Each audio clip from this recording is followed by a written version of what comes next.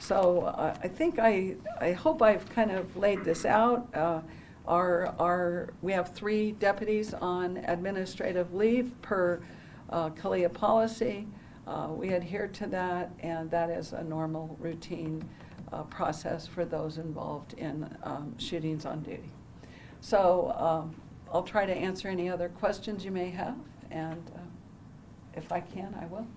You said within 8 seconds multiple shots were fired. Do the officers fire first? Did Yacone fire first? Was it a suicide type thing? What led to the shooting? At this point, because I have the officer involved shooting team working, I'm going to refrain from being too specific. We fired. I'm not going to say how many fired or who all fired, but I'm going to tell you 3 deputies are on leave because they did fire. So I'm sorry, I can't be more specific. Ma'am? Whose was the weapon? Well, we found weapons in the home. We certainly did find the shotgun that the son referred to.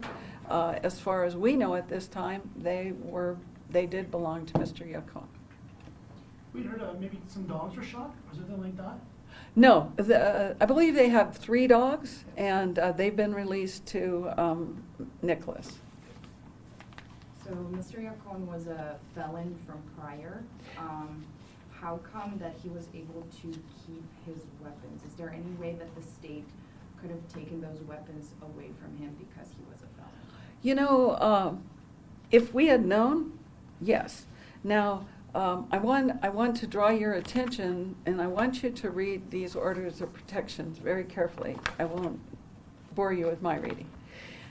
They are asking here about weapons, okay? These orders ask specifically about weapons. So, again, it's a process, so bear in mind these initial temporary orders, we may not see them at all, right? They're going through a process. Sometimes they get filed and dropped within a few days. So we're kind of at a loss there too, right? Because we're trying to serve them, and at the same time they're being dropped. So this is a little bit of a crossing over of events, okay? So did we know that there was a shotgun that he had, or any weapons? No, we didn't know it. And it wouldn't have necessarily come to our attention. But again, when people file these orders, questions are specific about owning firearms and who owns them and where are they, etc. So be aware that unless we were to see these initial documents carefully, we may not have known. And as of right now, do you know when those weapons were purchased? Was it prior to his felony charge, or? No, we don't know. And also, when they say that we're apprised of firearm purchases, no, we're apprised of certain purchases, not all purchases. So the most we could do in this case, and I'm not saying we won't do it, is to go to every federal firearms licensed seller and say, did you sell to this particular individual? And you can imagine the response sometimes we get on that. It's not very cooperative. So that would be the only way, unless there was something purchased by him, like a silencer or some additional type of weaponry. They're not required to report to us every transaction. New Mexico's red flag law is rarely used. Is this the kind of scenario where there could have been an intervention if somebody had filed a petition for instance? You know, I think you bring up a really good point, because to me, these are, and to those of us in criminal justice system, we look for intercept points. We look for points where can we intervene in this process and perhaps not have this go down to these tragic outcomes, right? So, yes, he would have been, had we been getting information from somewhere that we could have acted. But I think that it's important for us to think about this red flag law, because, you know, maybe when people go get restraining orders, that's a great time for intervention. But do we know of them always, or do they always get made into a longer time period? No, they don't. A lot of them get stopped very early on. This is, her situation, unfortunately, is not unusual. But I think that that's a point worth considering. Where are the children? Hold on, Peter, let me go. I apologize. That's all right. If I understood you correctly, you said that the restraining order requires that he be asked about his firearms. Does the record reflect what he answered to that question? Because they may not have gone to the point where there was a hearing, it's not reflected.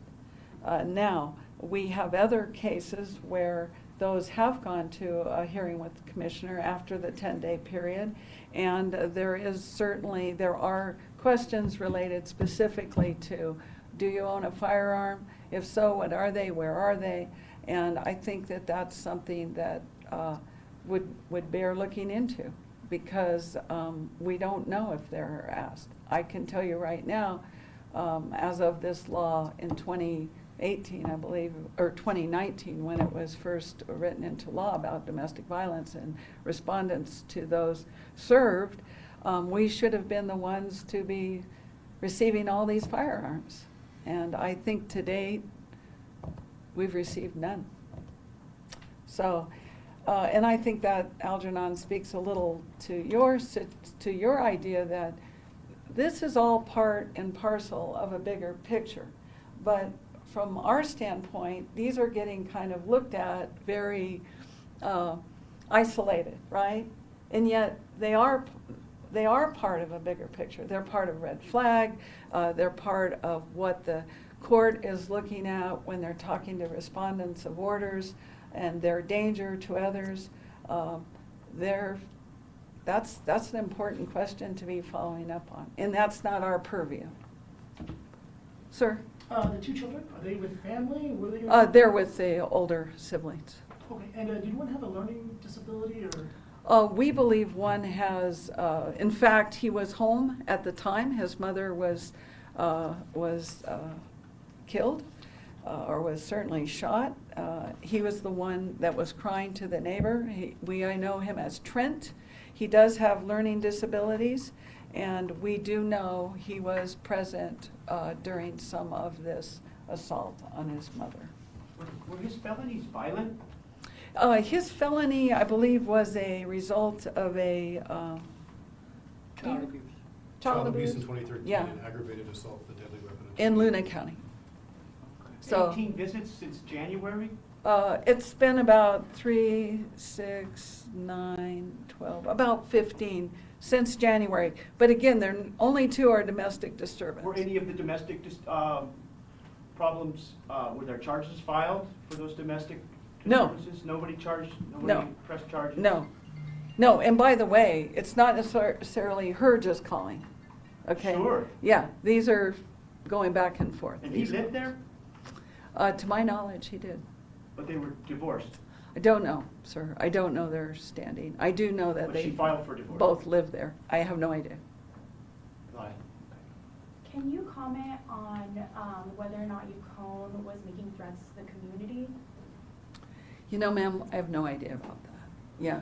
I know that there's been a lot of chatter posting online over people's different interactions, and I would just say, like you all, you verify, trust but verify. I think some of this has gotten a little bit taken on kind of a urban legend myth in some of instances, especially given, like with her question about did we know there were guns and this kind of thing. No, we didn't.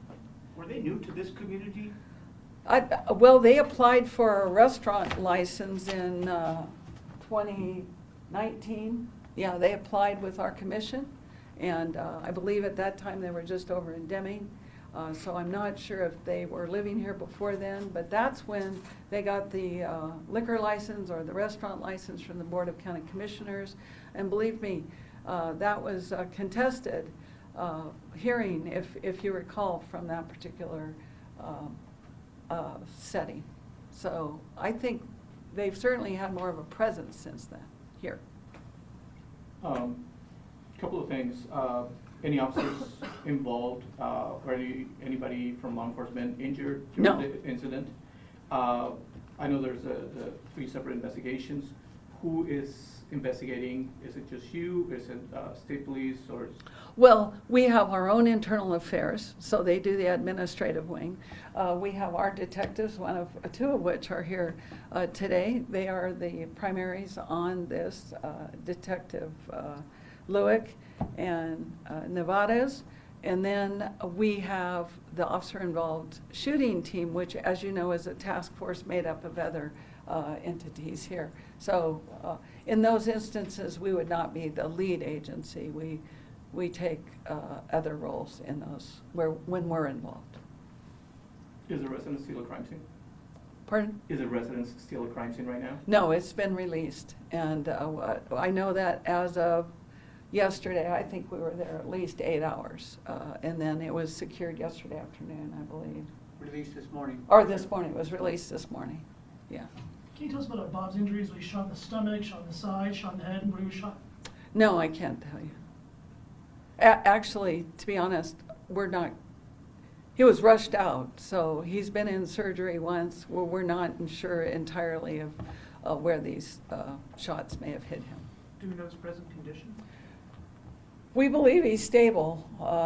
We believe he is due to be released within a week, so I suppose he's doing all right. We don't follow up every day. And by the way, the warrant we're filing, he's in an El Paso area hospital, as you might imagine, for high-level trauma, and so it's extraditable, the criminal complaint. Anybody else? Would you be able to tell us how many shots were fired? I can't. Not now. Anybody? Okay, this is terrific. Thank you for your interest, and I hope we got some information out that your audience needs. Thanks again.